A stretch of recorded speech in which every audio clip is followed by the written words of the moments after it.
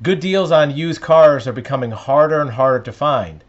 Over the course of 3 years, from 2020 until 23, there was a very severe shortage of new cars being manufactured.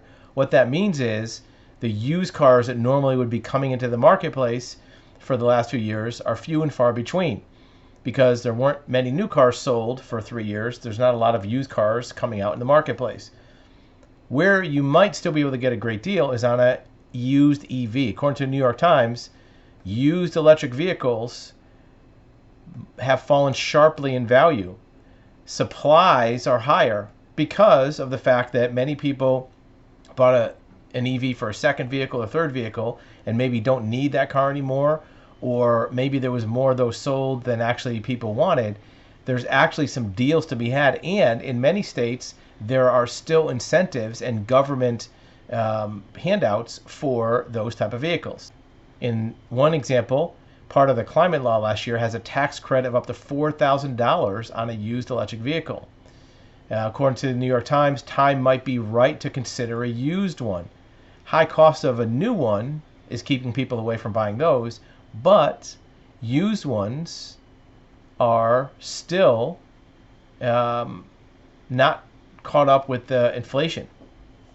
Used battery-powered models are 28% less expensive than a year ago, where regular used cars as a whole are 7%. So used EVs went down even more.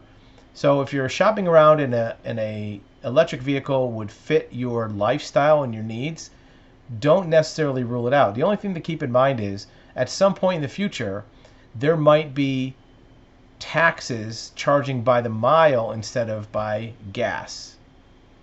So right now, road taxes go by a cents per gallon tax that's added at the gas pump. When you pump gas, part of that, depending on your state, could be 10, 15, 20 cents per gallon that goes to the government.